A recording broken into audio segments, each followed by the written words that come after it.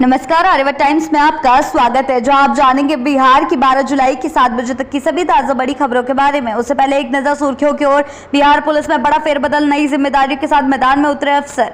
पटना नगर निगम की बैठक बनी अखाड़ा, पार्षदों में भिड़त। बिहार में बढ़ते अपराध पर एलजेपीआर का वार, बोले सांसद गिन गिन कर बताएंगे क्राइम। श्रावणी मेले में डिप्टी सीएम की सौगात, गंगा घाट से देवघर तक बनेगी सड़क। महागठबंधन में हलचल, 23 सीट शेयरिंग पर 12 जुलाई को तेजस्वी की निर्णायक बैठक।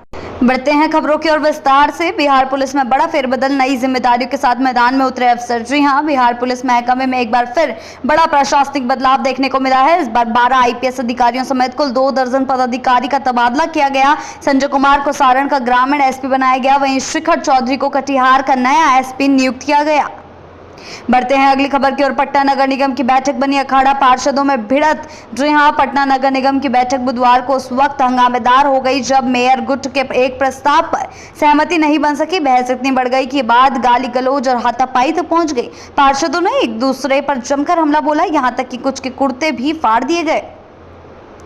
बढ़ते हैं अगली खबर की ओर। बिहार में बढ़ते अपराध पर एलजेपीआर का वार, बोले सांसद गिन गिन कर बताएंगे क्राइम। जी हां, बिहार में बढ़ती आपराधिक घटनाओं को लेकर लोक जनशक्ति पार्टी अब हमलावर हो गई है। पार्टी प्रमुख चिराग पासवान के तीखे बयान के बाद अब सांसद अरुण भारती भी खुलकर सामने आए हैं। उन्होंने कहा है कि एलजेपीआर गठबंधन में रहते हुए भी जनता के मुद्दे उठाने से पीछे नहीं हटेगी। साथ ही अब पार्टी प्रदेश में होने वाले हर अपराध की गिनती करेगी और सरकार से जवाब मांगेगी।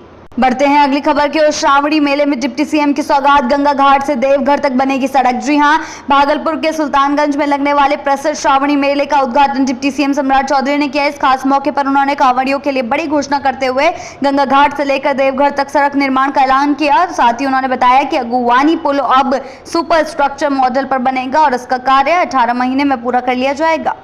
बढ़ते हैं अगली खबर की ओर। महागठबंधन में हलचल, 23 सीट शेयरिंग पर 12 जुलाई को तेजस्वी की निर्णायक बैठक। जी हां, बिहार में विपक्षी दलों के महागठबंधन की सियासी बिसात तेजी से बिछ रही है। तेजस्वी यादव की अगुवाई में अब तक 4 अहम बैठकें हो चुकी है और अब 5वीं बैठक 12 जुलाई को बुलाई गई है। सूत्रों के मुताबिक, यानी कि आज जो है बैठक बुलाई गई है। सूत्रों के मुताबिक बता दें, इस बैठक में सीट शेयरिंग को लेकर औपचारिक बातचीत की शुरुआत होगी। 6 दलों के इस गठबंधन में सभी अपनी अपनी दावेदारी मजबूत करने में जुटे हुए हैं।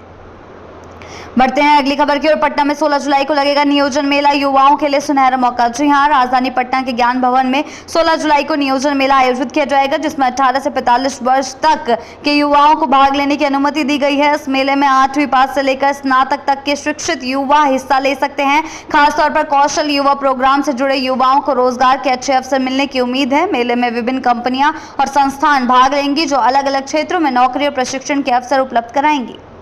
बढ़ते हैं अगली खबर की ओर। इंडिया गठबंधन की रणनीतिक बैठक 12 जुलाई को तेजस्वी के आवास पर साझा एजेंडे पर होगी बात। जी हां, इंडिया गठबंधन की समन्वय समिति की अहम बैठक 12 जुलाई को पटना में तेजस्वी प्रसाद यादव के सरकारी आवास पर होने जा रही है। इस बैठक में सभी घटक दलों के शीर्ष नेता शामिल होंगे। सूत्रों के मुताबिक बैठक में चुनावी घोषणा पत्र के अंतिम रूप देने की भी बात हो सकती है। साझा चुनाव प्रचार की रणनीति तय करने और मतदाता पुनरीक्षण अभियान को लेकर महत्वपूर्ण चर्चा की जाएगी।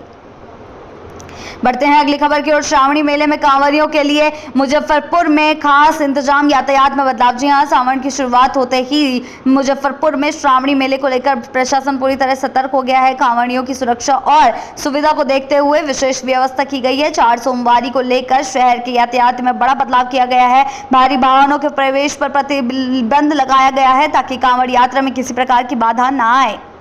बढ़ते हैं अगली खबर की ओर। पटना नगर निगम की बैठक बनी सियासी अखाड़ा, महापौर आयुक्त में तकरार और पार्षदों में घमासान। जी हां, पटना नगर निगम की 9वीं साधारण बैठक शुक्रवार को जबरदस्त हंगामे की भेंट चढ़ गई। होटल पनाश में आयोजित इस बैठक की शुरुआती से ही माहौल गर्म हो गया। महापौर सीता साहू की अध्यक्षता में जैसे ही कार्यवाही शुरू हुई, विपक्ष पार्षदों ने अफसरशाही, भ्रष्टाचार और विकास कार्यों पर लापरवाही का मुद्दा जोर शोर से उठाया। बैठक में नगर आयुक्त अनिमेश कुमार पराशर और महापौर के बीच तीखी बहस हुई, जिसके बाद आयुक्त बैठक छोड़कर चले गए। इस घटनाक्रम के बाद विपक्षी पार्षदों ने भी बैठक का बहिष्कार कर दिया।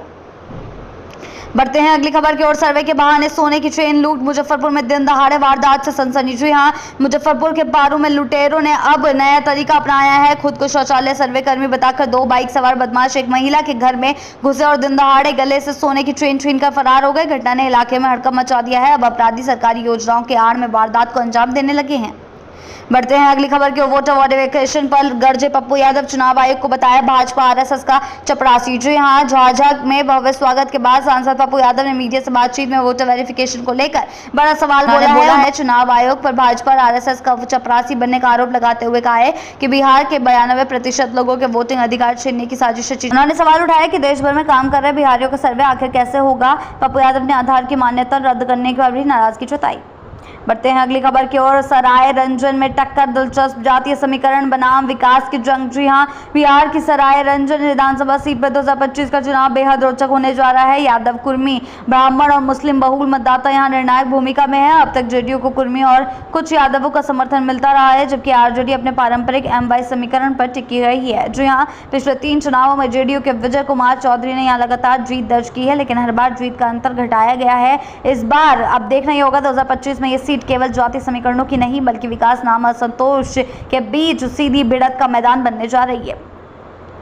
बढ़ते हैं अगली खबर की ओर। बदलते चेहरे वही वादे, जनता पूछे अब की बार असली काम कौन करेगा। जी हां, मोरवा विधानसभा सीट एक बार फिर सियासी संग्राम का अखाड़ा बन गई है। पिछले 3 दशकों में राज्य जेडीयू और कांग्रेस ने यहां बारी बारी से कब्जा जमाया है, लेकिन जनता की समस्याएं जस की तस बनी हुई हैं। जातीय समीकरणों में निषाद, यादव, कुर्मी और मुस्लिम वोटरों की अहम भूमिका है, जिसे लुभाने के लिए हर दल रणनीति बुन रहा है। हर वादे वही, बाढ़ से राहत, पुल, सड़क, बिजली और रोजगार, मगर हकीकत यह है कि कई गाँव आज भी बाढ़ में कट रहे हैं और युवा रोजगार के लिए पलायन करते हैं। बढ़ते हैं अगली खबर की ओर। 17 पार्टियों पर खतरा मंडरा है। चुनाव आयोग बोला सिर्फ नाम से राजनीति नहीं चलेगी। जी हां, बिहार में विधानसभा चुनाव की तैयारियों के बीच चुनाव आयोग ने एक बड़ा कदम उठाया है। 2019 के बाद से चुनावी मैदान से गायब 17 राजनीतिक दलों को नोटिस जारी कर जवाब मांगा है। आयोग ने 2 टूक कहा, जो दल लोकतंत्र में सक्रिय नहीं है उन्हें डिलिस्ट किया जा सकता है। जिन दलों को नोटिस भेजा गया है उनमें भारतीय स्वराज दल, देशी किसान पार्टी और हमदर्दी जनरक्षक पार्टी जैसे नाम शामिल हैं। बढ़ते हैं आखिरी खबर की ओर। चुनाव में मौसम में जेल से राजनीतिक पुनर्जन्म, बाहुबलियों की वापसी से सियासी हलचल तेज। जी हां, बिहार विधानसभा चुनाव के आहट के साथ ही जेल से बाहुबलियों की वापसी का सिलसिला शुरू हो गया है। मोकामा गोलीकांड के आरोपी सोनू सिंह की रिहाई के बाद राजनीति फिर गरमाई है। समर्थकों ने फूल मालाओं से स्वागत कर साफ कर दिया कि सोनू मोनू गैंग अब सिर्फ सियासत में सक्रिय होंगी। अनंत सिंह के जानी दुश्मन माने जाने वाले सोनू के भाजपा से करीबी रिश्ते माने जाते हैं। दिलचस्प बात यह है कि खुद अनंत सिंह भी लोकसभा चुनाव से पहले बाहर आए थे और अब उनकी पत्नी नीलम देवी जेडीयू में है। राजनीतिक विश्लेषकों की माने तो चुनाव आते ही यह बाहुबलियों के लिए गेट पास का मौसम बन जाता है। बिहार की ऐसी ताज़ा बड़ी खबरों के लिए जुड़े रहें आर्यवर्त टाइम्स के साथ ही चैनल को सब्सक्राइब करना ना भूलें और हमारी फेसबुक और वेबसाइट के साथ भी जरूर जुड़ें।